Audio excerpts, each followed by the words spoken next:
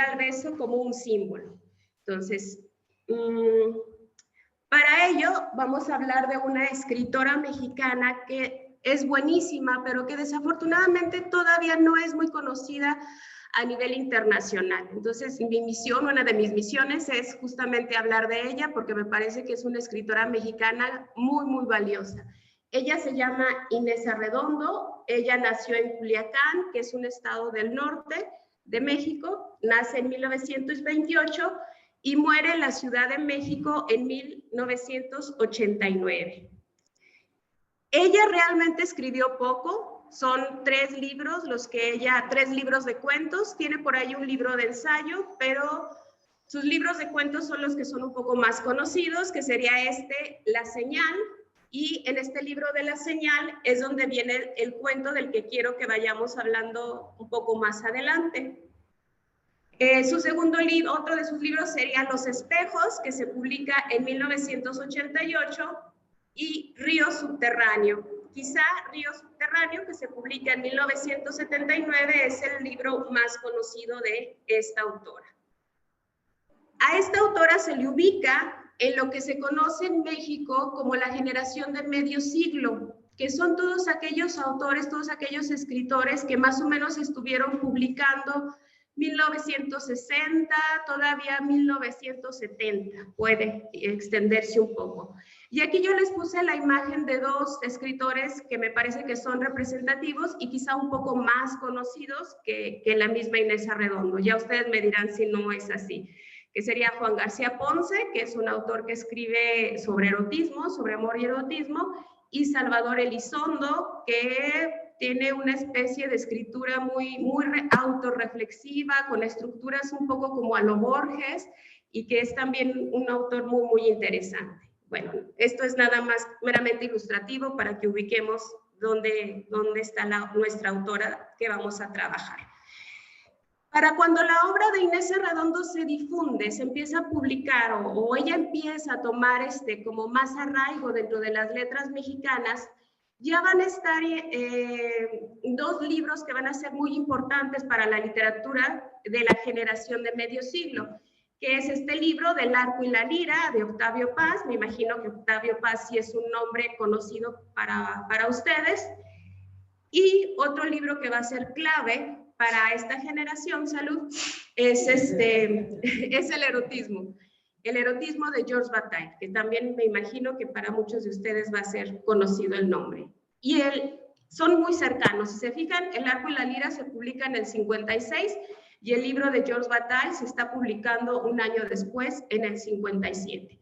Entonces, todo lo que estos 2 autores, tanto Octavio Paz como Georges Bataille, trataron de teorizar, de reflexionar, de argumentar, incluso filosóficamente, la generación de medio siglo, donde está Inés Arredondo, trataron de crear personajes, anécdotas o historias que ilustraran lo que estos teóricos estaban llevando a cabo. Entonces, sus temas, ¿cuáles eran sus temas?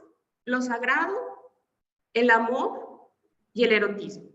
Principalmente, claro que hay muchos más temas, ¿no? Pero estos serían como que los temas principales. Entonces, la preocupación de estos autores era cómo crear historias, cómo crear personajes que vayan acordes a una poética de lo sagrado, o a una poética del amor, o a una poética del erotismo. Entonces, por eso luego muchas de estas historias, sobre todo las de Juan García Ponce, llegaron como a escandalizar y a provocar así como cierto rechazo en su momento, ¿no? Entonces, estos temas a mí me interesan mucho, también explorarlos desde su lado teórico, digamos, y ver cómo llevarlos yo hacia el análisis literario. A mí me interesa, como creo que ya se dieron cuenta, que soy escritora, como ya lo dijo Ángel, pero me interesa también la parte en donde puedo llegar a conjugar todo el material teórico, lo puedo llevar o arrastrar hacia mi propia escritura. ¿Cómo puedo hacer para hacer converger los distintos ámbitos de la academia, que no me sean algo inútil, más bien que sean una herramienta que me permite a mí escribir? Para ello, yo propongo esto que se conoce como yo lo llamo así, hermenéutica del beso. La hermenéutica es principalmente el arte o la ciencia de la interpretación, y entonces yo me propongo hacer una hermenéutica del beso. ¿Qué sería una hermenéutica del beso? ¿Qué podemos pensar en torno a ello? Entonces, para ello, primero, me gustaría hablar un poquito de la diferencia entre signo y símbolo. Y esta diferencia la hace Paul Ricoeur en su libro que se llama Freud, una interpretación de la cultura. ¿Cuál sería la diferencia entre signo y símbolo? Bueno, el signo se refiere al signo lingüístico, y el signo lingüístico trata siempre de ser, es el objeto, digamos, y la palabra que lo designa. Claro que esto se va a ir haciendo cada vez más complejo, pero no nos vamos a detener en esas complejidades. Entonces, si yo digo mesa, hay un acuerdo entre todos que de alguna manera nos lleva a pensar en una tabla con 4 o con 3 patas, y todos nos imaginamos lo mismo. No lo mismo, sino el concepto es lo que nos imaginamos, ¿no? Entonces, a eso se refiere con el signo lingüístico. El signo lingüístico sirve principalmente para la comunicación. Entonces, trata de ser claro, quiere ser eficaz, quiere ser unívoco, un solo sentido. Cuando hablamos de sentido, me estoy refiriendo a dirección. ¿Sí? Cuando yo digo este sentido, doble sentido, es dirección, hacia dónde se mueve X cosa. ¿Sí? Entonces, el signo lingüístico busca una sola dirección.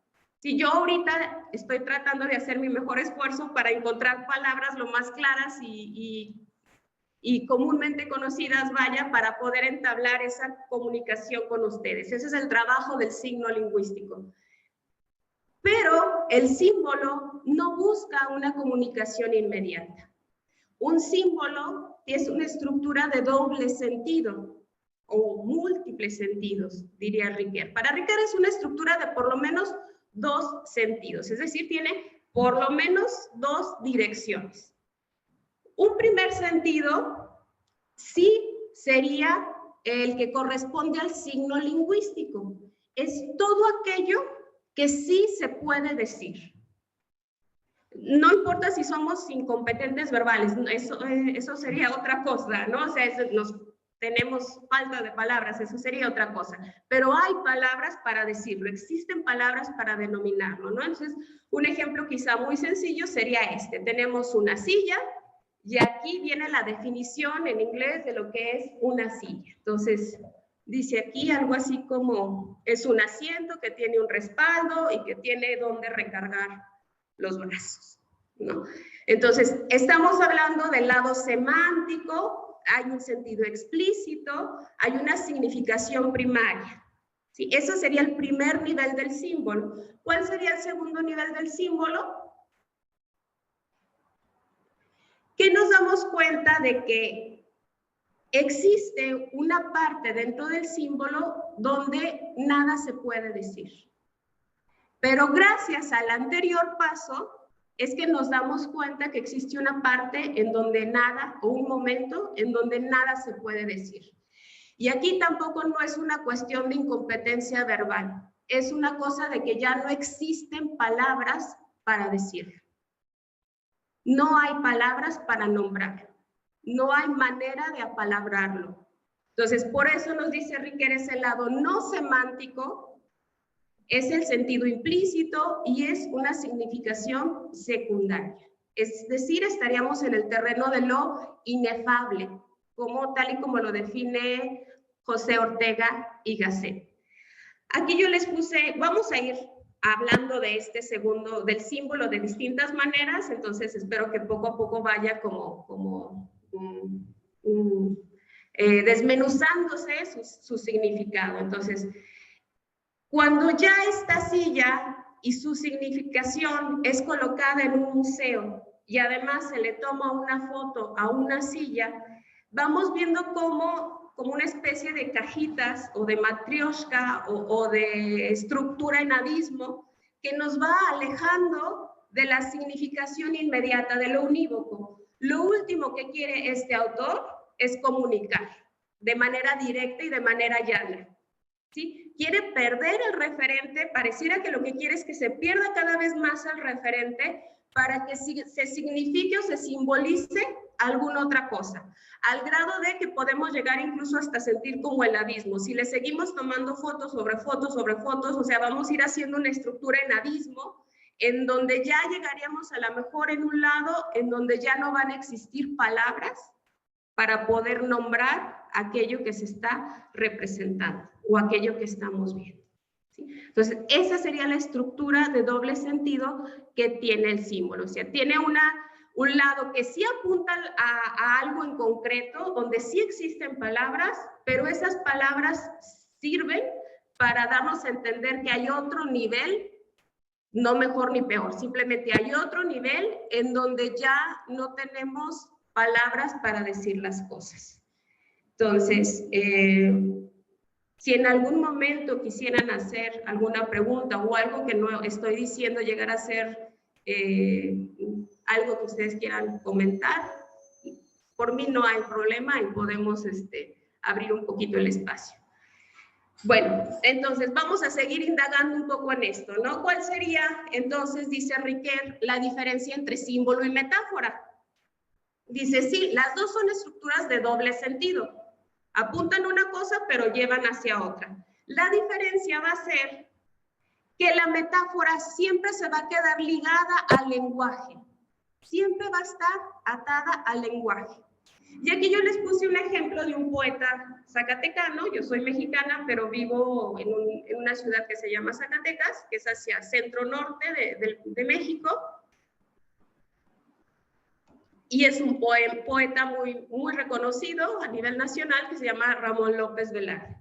Y entonces viene este verso, dice, y de Zoraida la grupa bisiesta. ¿Qué es lo que está diciendo con ese verso Ramón López Velarde?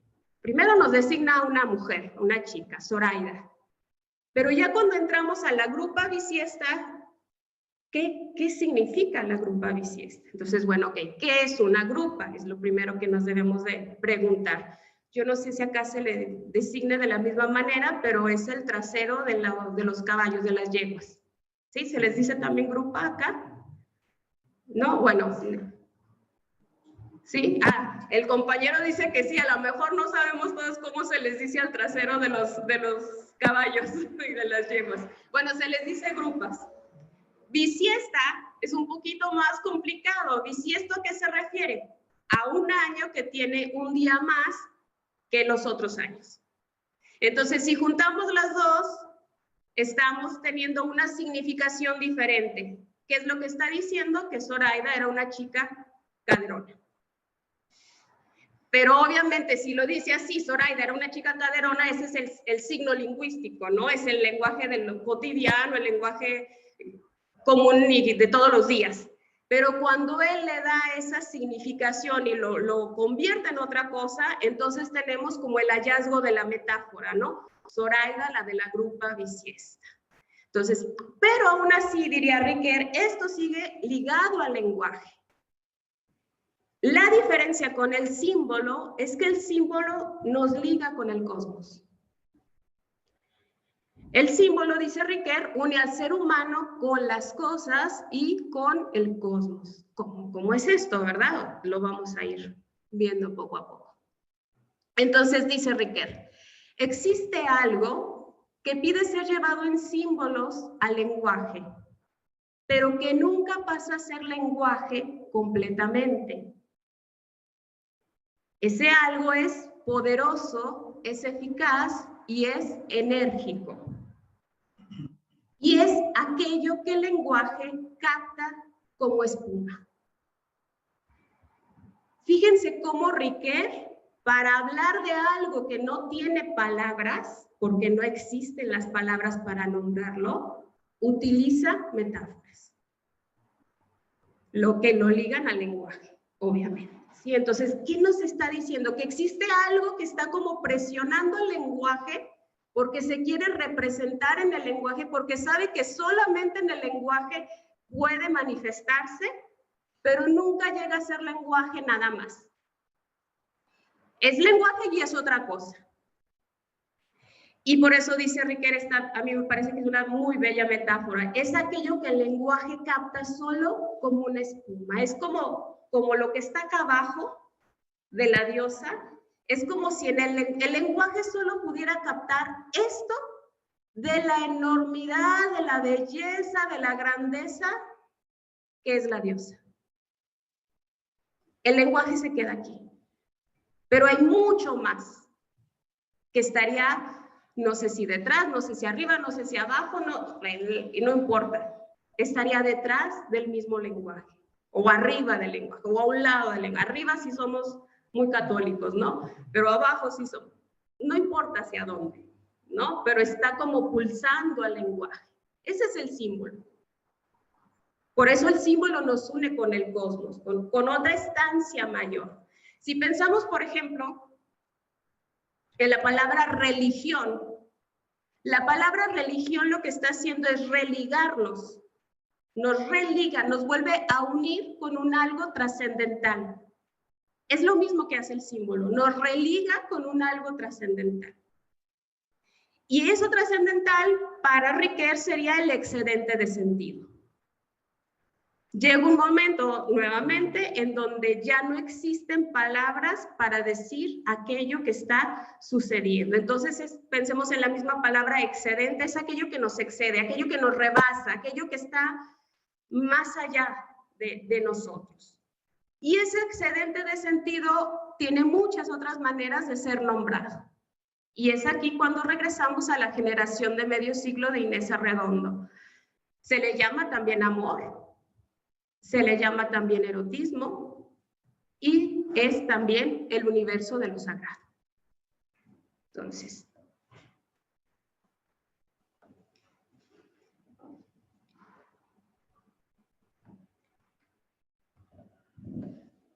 bueno, un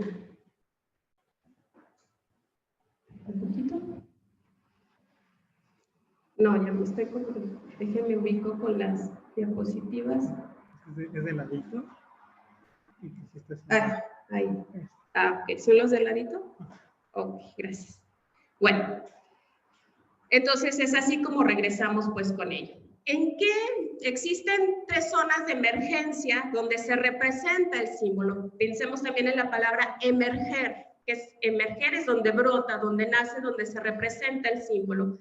Y esos 3 tipos de lenguaje serían lo cósmico, lo que está en relación con los mitos, lo onírico, que estaría en relación también incluso con la psicología, por supuesto, y lo poético, en donde ya entra en relación directa con la literatura o con cualquier otra arte también, ¿no? Estos 3 estados del símbolo no siempre están separados, sino que pueden estar en conjunto y demás. Para ello, vamos viendo el lenguaje poético, este verso de Rambo. La hemos puesto allá de terminar. Es la más nada. Le voy a detener ahí para adelante, para que no nos interrumpa un poquito la música. Pero a ver, lo voy a volver a leer para ver qué podemos entender de este poema. La hemos vuelto a hallar que la eternidad es la mar mezclada con el sol. Si estamos hablando de lo sagrado, si estamos hablando del excedente de sentido, y si Rimbaud nos ayuda a entender esto, que qué significa lo sagrado, qué significa el excedente de sentido, vamos posicionándonos un poco. Estamos en la orilla de una playa y estamos viendo, está atardeciendo y estamos viendo cómo cae el sol y cómo se está fusionando con el agua. Ese abrazo, esa fusión, ¿sucede o no sucede? No. Aparentemente no está sucediendo, pero aparentemente sí está sucediendo.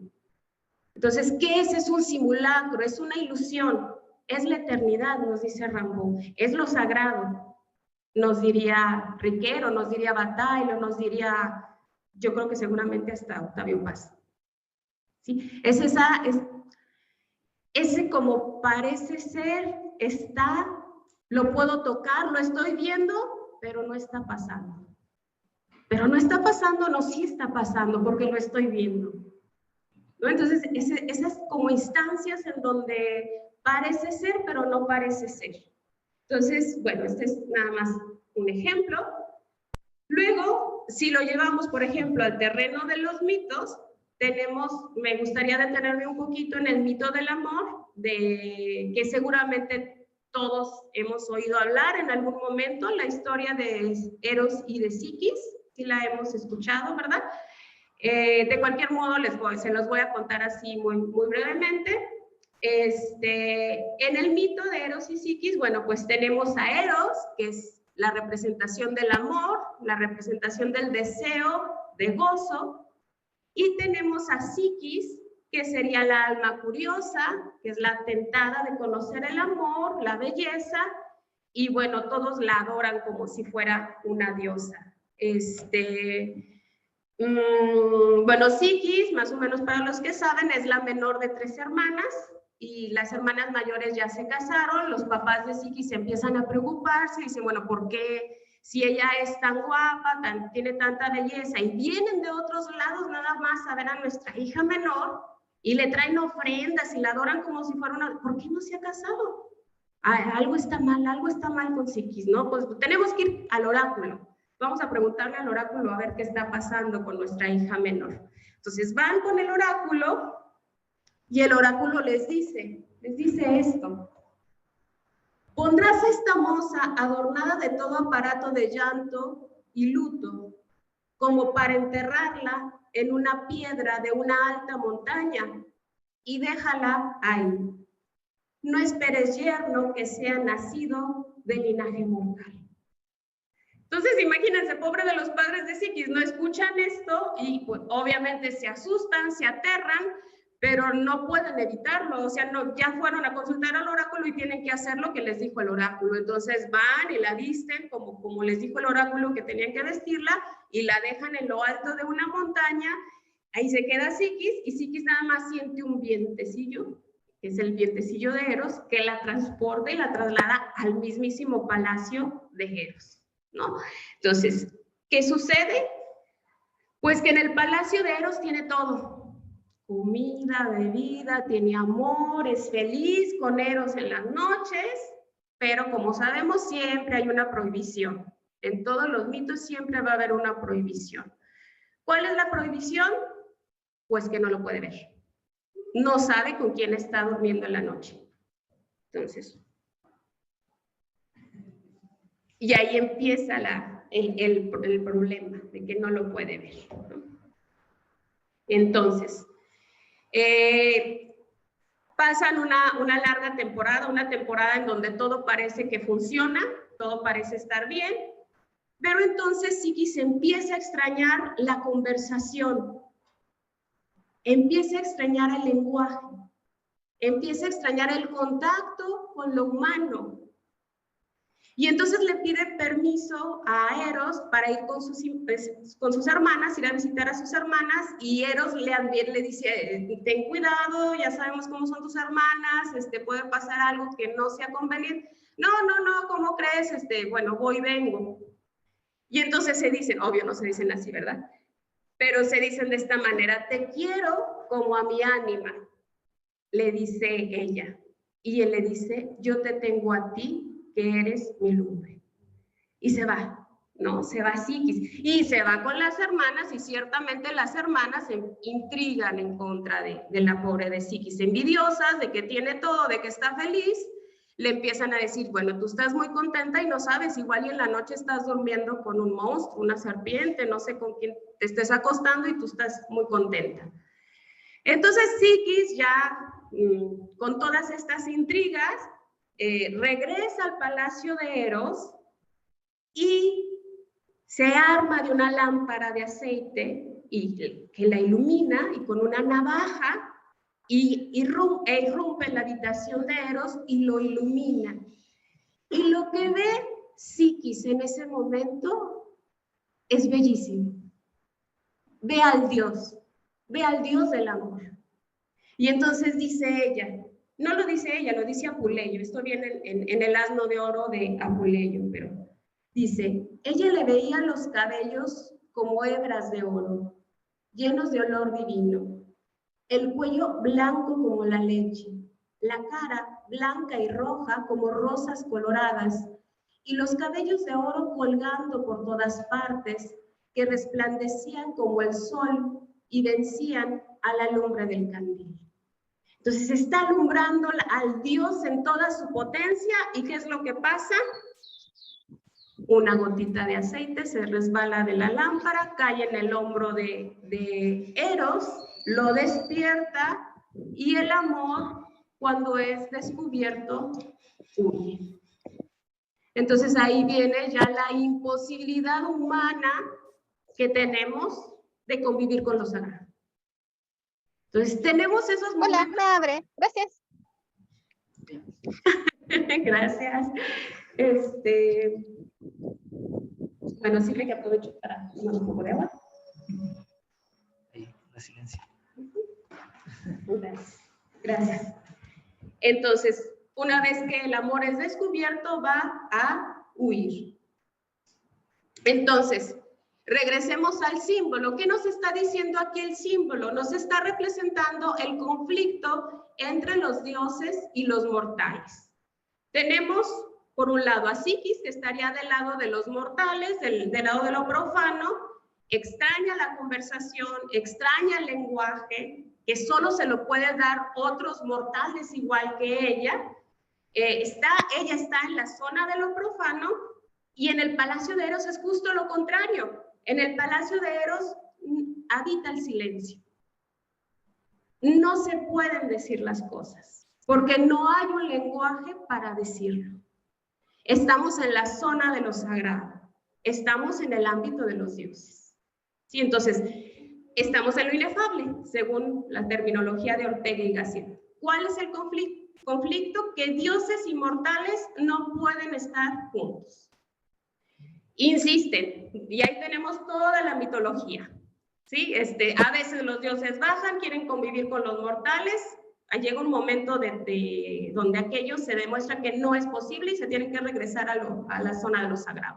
Pero lo mismo con los humanos, ¿eh? Los humanos a veces creen que pueden llegar a convivir con lo sagrado, y siempre llega un momento en donde se dan cuenta de que no, que son humanos y que tienen que regresar a la zona de lo humano. Entonces, ¿qué es lo que realmente ve Psiquis cuando alumbra a Eros, cuando está con su lamparita de aceite y su navaja? ¿Qué es lo que realmente está viendo? Pues está viendo esto, la imposibilidad humana que tenemos de convivir con lo sagrado. Está viendo el excedente de sentido.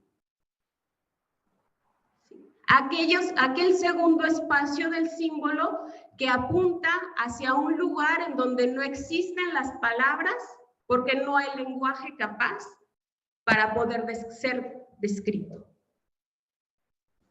Y entonces aquí ya, después de toda esta introducción que les estoy haciendo, vamos a aterrizar ya con el texto de Inés Arredondo.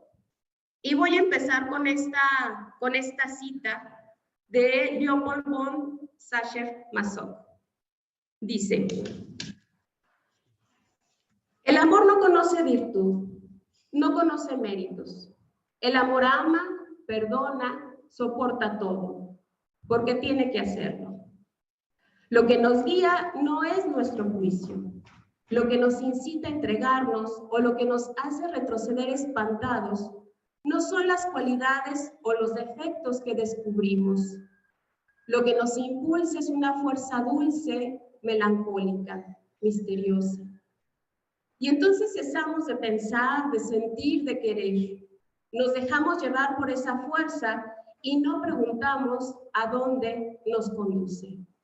Esto lo dice Sacher-Masoch.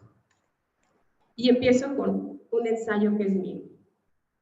Parece que al inicio la historia de todos los amantes se asemeja, que en realidad se cuenta una única historia donde solo cambian los nombres, los escenarios y los tiempos. Puede decirse entonces que existe una sola historia de los amantes que se contenta en repetirse y en multiplicarse. En el cuento llamado Olga, de Inés Arredondo, Olga y Manuel son los protagonistas que crecen juntos, pierden la inocencia cuando descubren el asombro ante sus cuerpos y construyen su paraíso privado al atravesar el callejón viejo. Todo semejante a la estancia inicial de Psiquis en el palacio de Eros. Al principio, es recurrente la aspiración de Arredondo por un mundo ideal y la lucha de sus personajes por mantenerse en ese estado. Pronto, el beso se vuelve sinónimo de comunicación entre los cuerpos, agente que marca o sintetiza los cambios en la narración. Cuando parece que nada interrumpirá la felicidad de los amantes, Manuel se entrega entero al objeto de su deseo, que va a ser Olga. En la rudeza de un beso, apuesta por la ilusión de su amor, demanda la exclusividad, el ser correspondido. Ante el beso, el lenguaje de los cuerpos se vuelve ensordecedor y nubla la palabra. La besó con dureza, sin esperanza, dispuesto a hundirse en ese beso, sin recibir nada a cambio, lanzado, ciego. Pero los labios de ella fueron cediendo, cobrando vida lentamente, hasta transmitirle un fluir impaciente y cálido, una ternura vibrante que encontró por vez primera, que había conquistado. Cuando se separaron, Olga lo miró a los ojos y sonrió. Él se sintió libre, hubiera podido gritar de felicidad.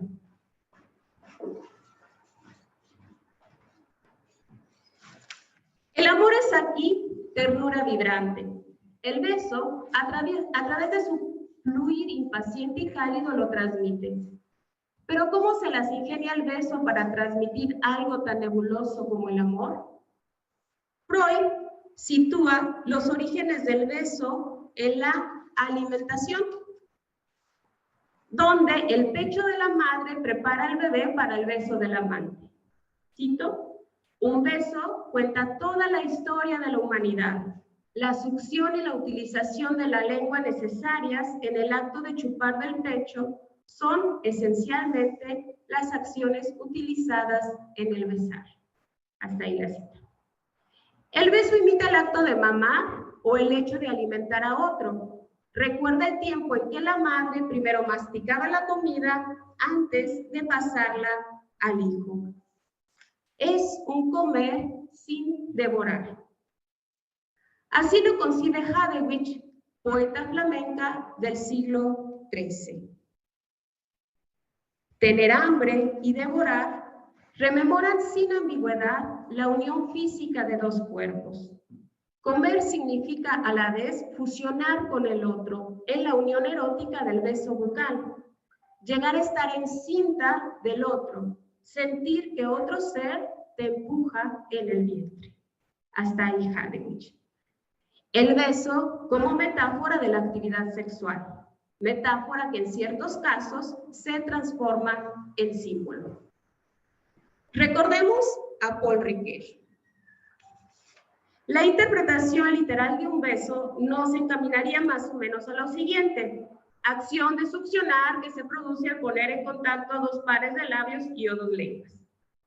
Pero para lograr la tensión que exige toda metáfora, es preciso encarar a ello una segunda interpretación: el beso como evocación del acto sexual. En Olga, cada beso proclama su culminación en el acto sexual. El beso anticipa y o parodia ese acto. El amante pende de un hilo ante una promesa que las más de las veces ni siquiera se pronuncia, al menos no con palabras. El beso se viste de silencio, pero es este un silencio elocuente. El cuerpo habla, revela. Los personajes se ceden mutua y metafóricamente por medio de las bocas. Luego ponen distancia, aunque el recuerdo del beso permanece, y con ello la promesa. Para los personajes el beso no es un beso simplemente, es la tentación y el anhelo, la prudencia ante la oportunidad de concluir en otro acto. Tal contacto torna un acto sexual cualquiera en la exactitud de un encuentro erótico. Y aquí la magia. Aunque los cuerpos no lleguen a fusionarse a través de la cópula, esa fusión se traslada al contacto por medio de las bocas. La pequeña muerte depositada en un par de labios. En ese preciso instante, el beso sufre un segundo reacomodo. Ya no es una expresión metafórica que vive y se sustenta solamente en el lenguaje. Al enfrentar la pregunta ante la muerte, el beso se emancipa del lenguaje, sin olvidarlo, y se evidencia en él un excedente de sentido. Lejos queda ya la interpretación del beso como acto de succionar. Es eso visto desde su lado semántico y su lado lingüístico, pero es también otra cosa. Una imperceptible capa de silencio. De expresión metafórica se pasa a símbolo. Por lo demás, resulta interesante equiparar el sentimiento de rendición y de filiación de Manuel hacia Olga con el sentir del hombre religioso. Tanto el religioso como el amante tienen fe, y en consumar esa fe se sienten libres y felices. Buscan unirse a un algo o un alguien amante y bienhechor. Ambos son creyentes de un Dios o de una persona. Dios y persona comparten atributos y las más de las veces se confunden. Julia Kristeva define a la fe como un movimiento de identificación con una instancia amante y protectora. El amante y el religioso evidencian esa fe cuando proclaman su deseo, integrarse a esa instancia, como cuando Manuel intenta disolverse en Olga por medio de un beso. Aquí una segunda relación. Para San Agustín, este movimiento de identificación, que es la fe del cristiano en su Dios, es comparable a otro movimiento, la relación del bebé con el pecho de la madre.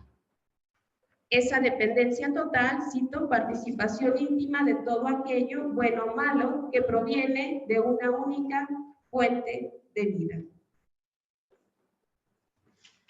Si San Agustín localiza el origen de la fe en el pecho de la madre y Freud ubica el origen del beso en ese mismo pecho, se obtiene que tanto fe como beso proceden de una misma fuente y obedecen a un mismo sentimiento, ambición de una dependencia total, ganas de una participación íntima con una única fuente de vida.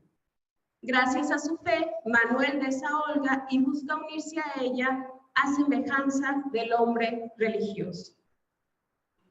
El beso es un intento de incorporarse en aquello que se besa. Es una adhesión, mas no una cualquiera. Lo que el amante pretende es mezclar su cuerpo y su alma con el cuerpo y el alma de su amante. Adhesión de espíritu a espíritu, matrimonio. La boca es punto de salida, punto de encuentro, fuente de soplo. Y cito aquí a Chevalier: aquel cuya alma sale por el beso se adhiere a otro espíritu, a un espíritu del que no se separa jamás. Manuel no quiere separarse de lo que Olga significa para él: cuerpo y alma, espíritu depositado en su boca, espíritu que brevemente ha paladeado. Al poco tiempo, y aquí la desgracia, el beso anticipa la separación, indicio de violencia que se gesta al interior de la calma y que resignifica el beso como el beso de la muerte. La violencia, como si de la belleza se tratara, aunque confluye en un acto determinado, no aparece de manera repentina. Los amantes, ciegos, lanzados, aturdidos, no atienden las advertencias y el acumulamiento estalla. es el excedente de sentido. Las lágrimas de Olga marcan la fatalidad. Se besaron. La proximidad de una vida en común hizo más carnales esos besos, pero las lágrimas de Olga mojaban sus bocas y entonces nació en él la confusión. La apretó contra sí, la estrujó para convencerse de que era suya, de que le pertenecía, y ella se plegó dulcemente a su furia desesperada. Pero el llanto continuó corriendo sin sollozos, socavando la fuerza de él. El beso es un rito que advierte y amonesta a los amantes. La belleza no se toca ni física ni emocionalmente. Aunque los amantes sean los eternos buscadores de absolutos, su consigna es permanecer como buscadores, nunca satisfechos, siempre infelices. Aspiran, sueñan, sueños y aspiraciones se desvanecen. La tierra prometida, simulada en un beso, es solo tierra prometida. Olga llora cuando besa a Manuel. Su llanto significa que un elemento externo es causa de la fractura espiritual. Se rompe el beso, se fragmentan las almas, se desploman los cuerpos. Manuel recibe ese llanto, lo rechaza cuando intenta apretar el cuerpo de Olga, quiere preservar la unión. Pero cuando uno de los amantes ha perdido la fe, el beso y su carácter simbólico ya no funcionan.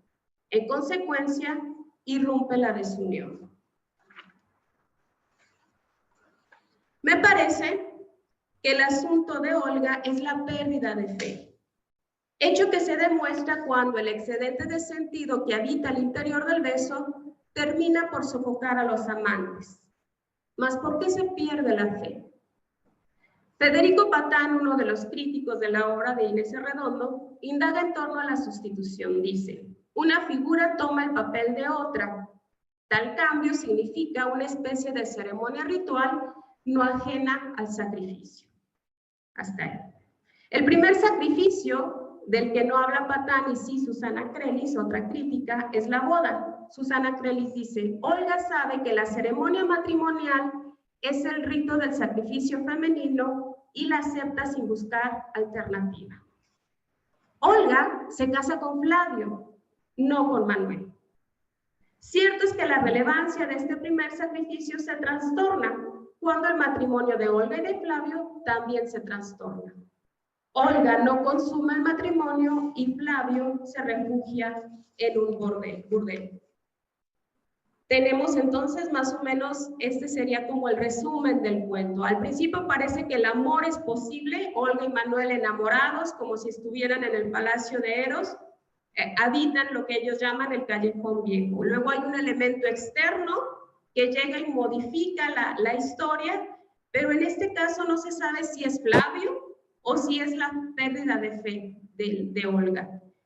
Olga se casa, no con Manuel, se casa con Flavio y al final pues solo tenemos dolor y desunión, ¿no? Manuel sufre, obviamente porque la persona amada se casó con otro, pero Olga no consuma nunca el matrimonio y entonces Flavio lo que hace es que va y se refugia en un burdel.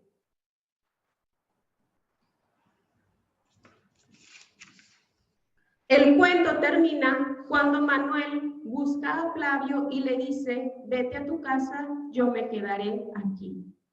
O sea, va y lo busca al burdel y le dice, vete, hagamos como una especie de intercambio, yo me voy a quedar aquí. Como objeto, Manuel toma el lugar de Flavio para que éste acuda a Olga, pero se ignora si su sacrificio tiene éxito. El final es incierto. No se sabe si Flavio va con Olga, ni si Olga lo recibe. Solo hay certeza en el desenlace de Manuel. Yo me quedaré aquí, dice a Flavio, yo me libero.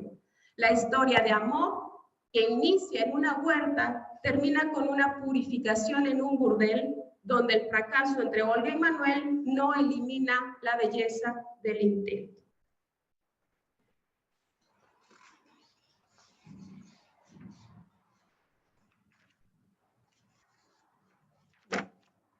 Vamos a hablar un poquitito de otro cuento que se llama Mariana. Va a ser un breve. Entonces, al igual que en Olga, la trascendencia del beso en Mariana detecta los cambios de la narración, así como la sutil irrupción de la violencia que desemboca en la muerte. Esto también sucede al comienzo de Mariana, cuando el beso transporta al hombre y a la mujer al tiempo y al espacio de los amantes. Y así dice en el cuento de Mariana. Y se le quedó mirando, mirando derecho a los ojos, muy serio, como si estuviera enojado o muy triste. Y ella se reía sin ruido y echaba la cabeza para atrás, y él se iba acercando, acercando y la miraba. Él parecía como desesperado, pero de repente cerró los ojos y la besó. Yo creí que no la iba a soltar nunca. Cuando los abrió, la luz del sol lo lastimó.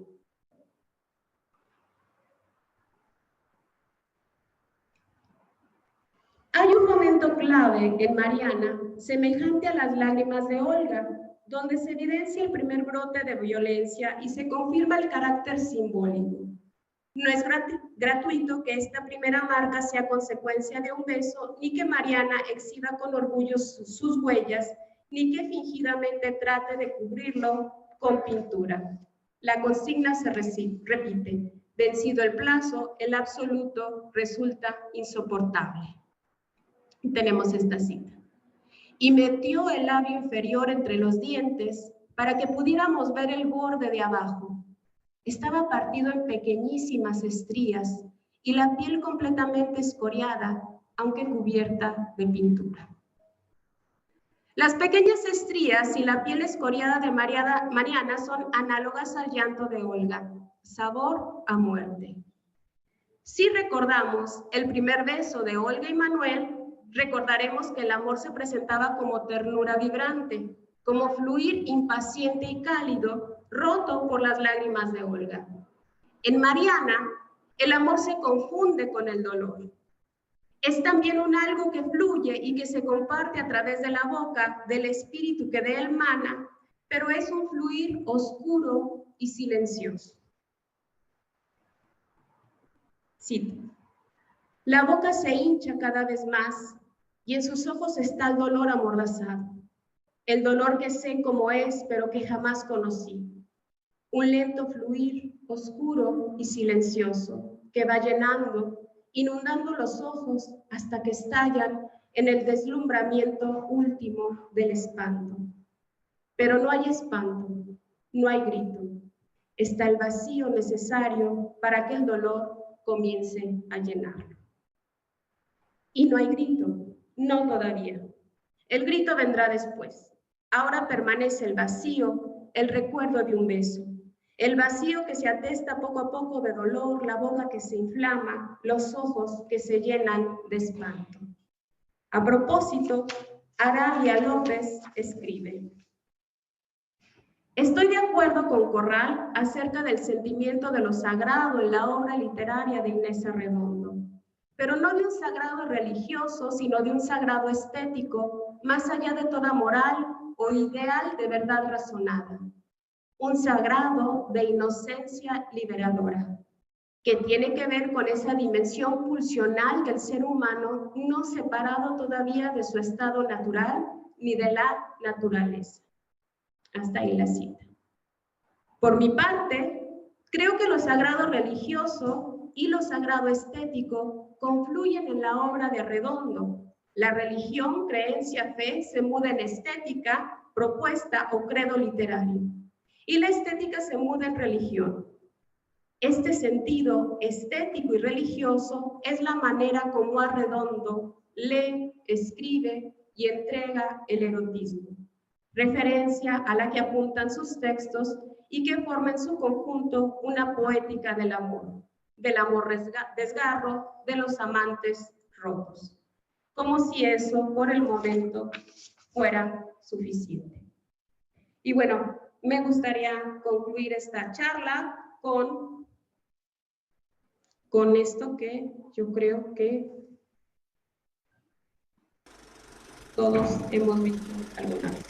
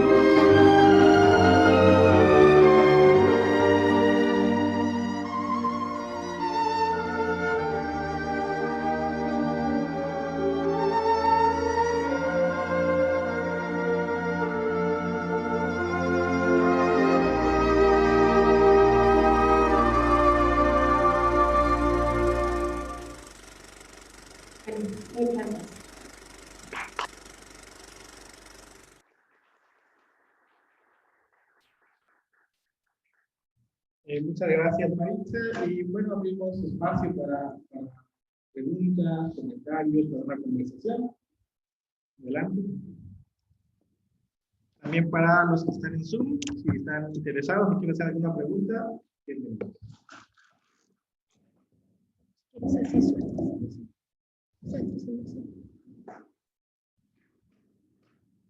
¿Alguien te anima?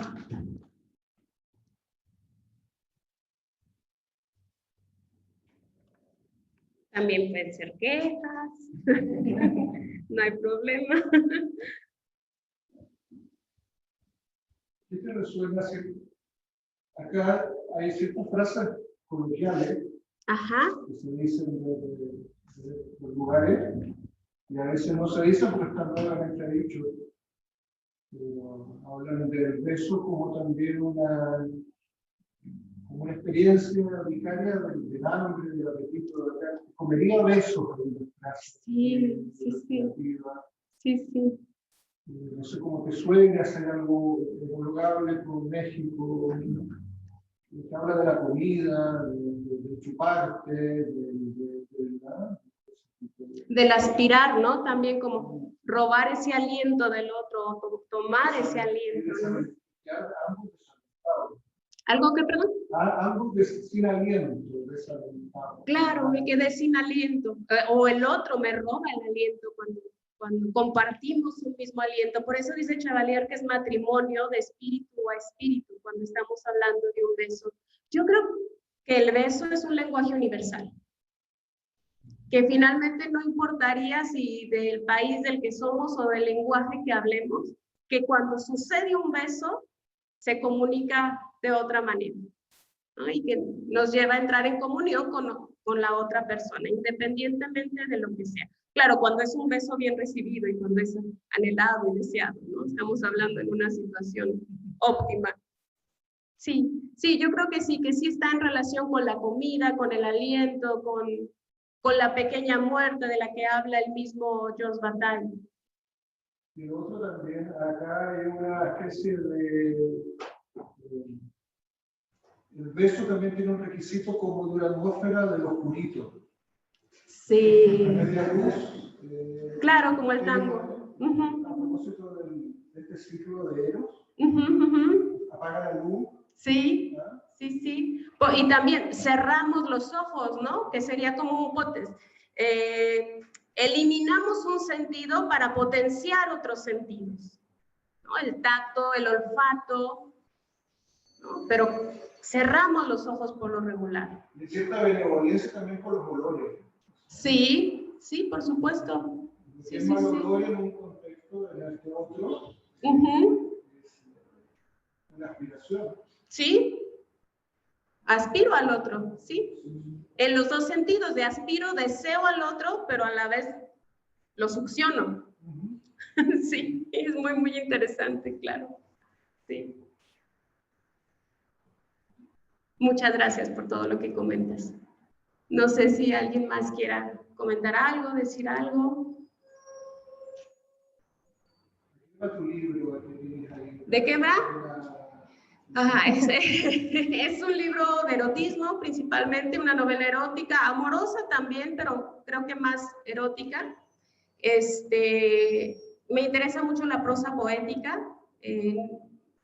Trata principalmente de una chica que ella queda huérfana a muy pequeña edad y ella se la cree que viene de una familia de mujeres y que poseen una especie de sabiduría amatoria.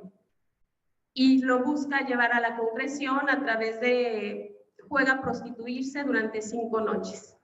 Entonces lo estoy haciendo de una manera obviamente muy llana, pero básicamente de eso trata mi novela.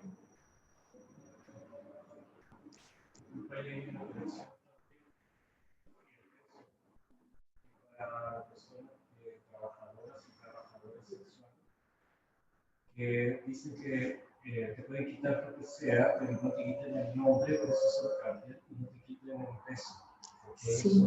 Ellos son las que designan a quien pesar. Sí, de hecho se supone, o se suponía, no lo sé si todavía, pero se supone que las prostitutas lo último que hacen es dar un beso a uno de sus clientes, ¿no? Es como la parte que conservan solo para una persona en especial. Sí. No sé si alguien más quiera comentar algo o si en los... En el chat hay felicitaciones, muchas gracias, qué hermosa charla, esa película, ¿qué película es? Cinema Paradiso. Es Cinema Paradiso. Hay una pregunta de David Navarro, que es la siguiente, sobre el beso en la mano. Si también tiene una connotación erótica, a diferencia que en la frente, ¿por qué? Creo que por lo regular el beso en la mano y el de la frente serían más como de respeto. Creo. Como al Papa, ¿no? Sí, o al sacerdote, o al hermano mayor, en algunos lugares también se usaba, al padre, a los abuelos. Sí, o sea, creo que es más como de respeto y o de cortesía, que también cada vez, o de ternura. Cuando queremos saber si alguien nos quiere, hay que fijarnos si de pronto nos da besos en la frente. Y si nos da besos en la frente es que sí nos quiere. Sí. Homero besaba a Juan Topo en la frente. ¿Homero qué? Homero Simpson besaba a Juan Topo en la frente. ¿Alguien más? Adelante.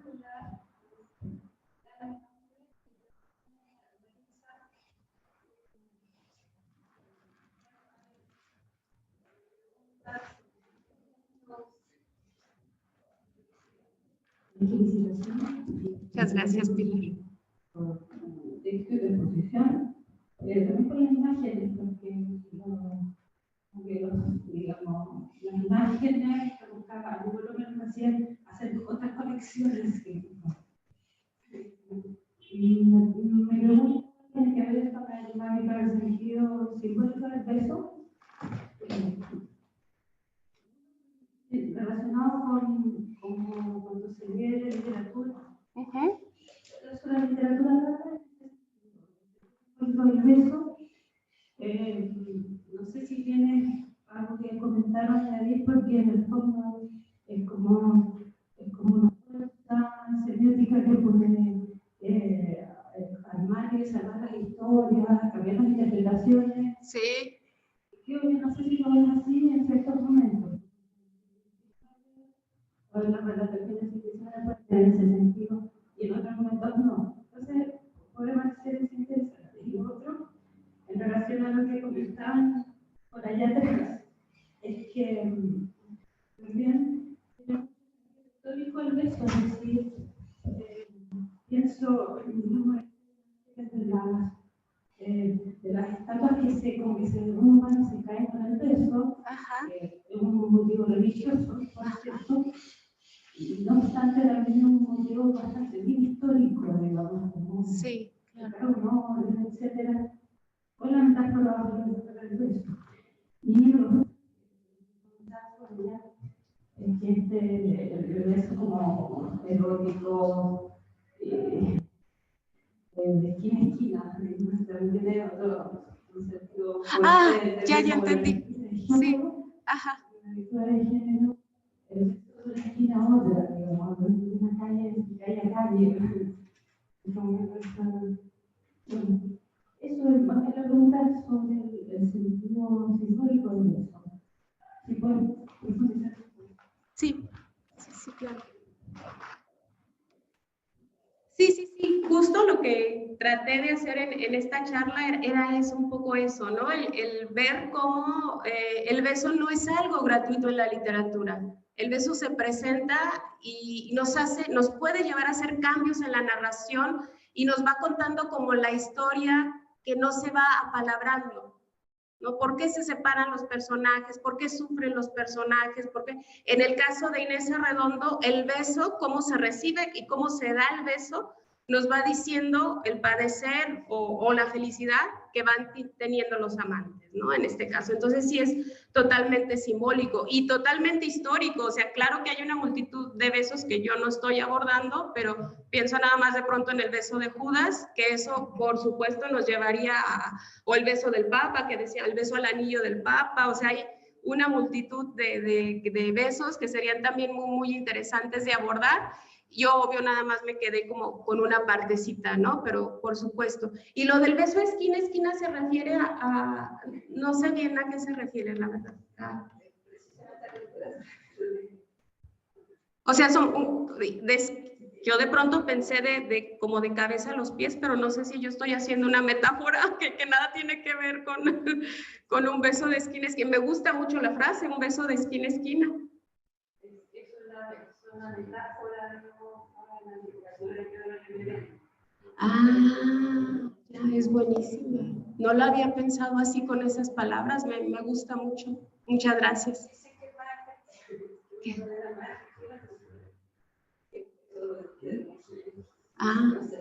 Más totalizadora quizá. Muy bien, muchas gracias. ¿Alguien más? ¿Cómo definirías la erótica y cuáles crees que son los límites? Sí. En lo particular, a mí sí me interesa el trabajo con el lenguaje. O sea, creo que tanto como narradora como investigadora literaria, que me interesan estos temas del amor y del erotismo, creo que puedes llegar a decir las cosas más crudas posibles, pero si todo eso lo arropas con una buena descripción y haces uso de un lenguaje de prosa poética, no se siente igual, ¿no? Para mí el erotismo sí tiene que ser, hay veladuras, hay suavidad, aunque de fondo se relate algo terrible, ¿sí? Entonces siempre tiene que haber velos, como algo oculto, como algo suave, aunque de fondo esté algo siniestro. Para mí sí sería eso el erotismo. Gracias. No sé si alguien más quiera decir algo, o cómo vamos con el tiempo, no sé. Quedan unos minutitos. ¿Alguien más anima? En el chat, déjenme ver. Preguntan si existen ensayos sobre el beso, trabajo sobre el beso. Sí, claro.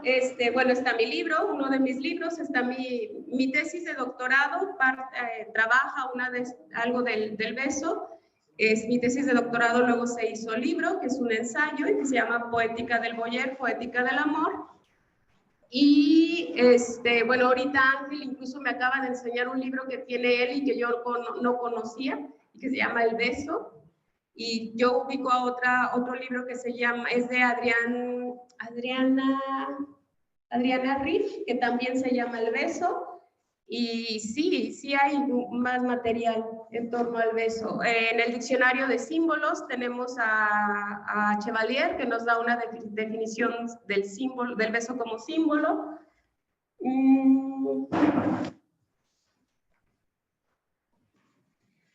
Estoy viendo si encuentro el título en específico de ese libro, que se llama... No lo tengo aquí. Pero es Adriane Rich, y se llama El Beso, su libro. Y yo, una última pregunta, Maritza, dado que cerraste con imágenes. Yo sé que tú trabajas con las palabras, ¿no?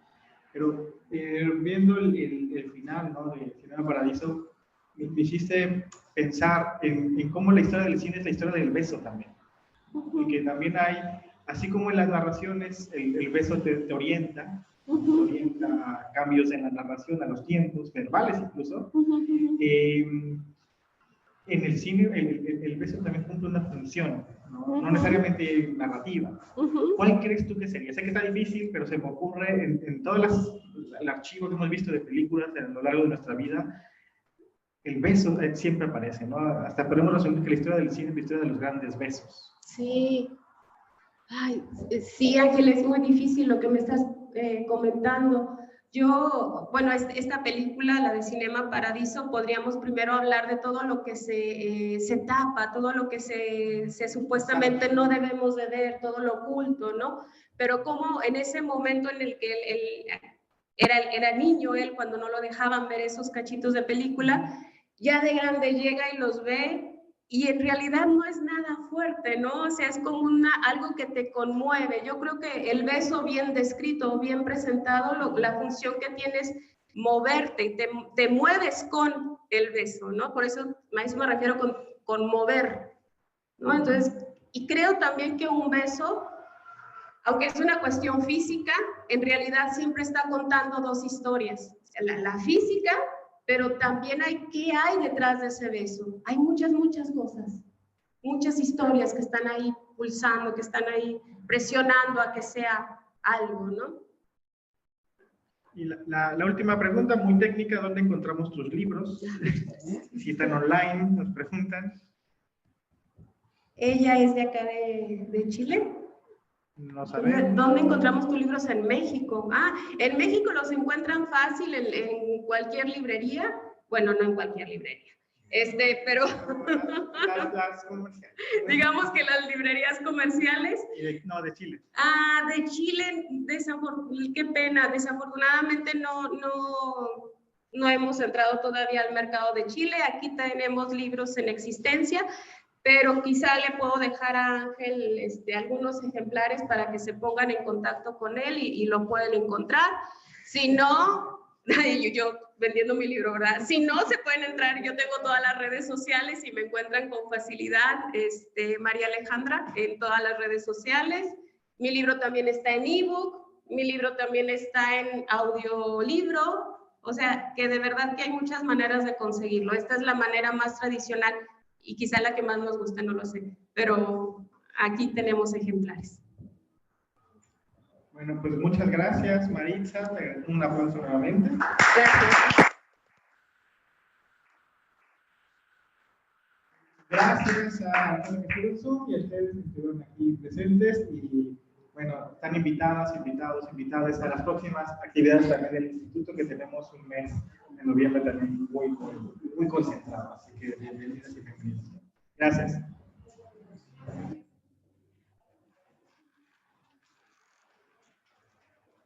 Que vaya pronto a México, ¿no? Eso se queda guardado. Si nos tienes que silenciar primero, ¿no? Así, ya le pongo de la grabación.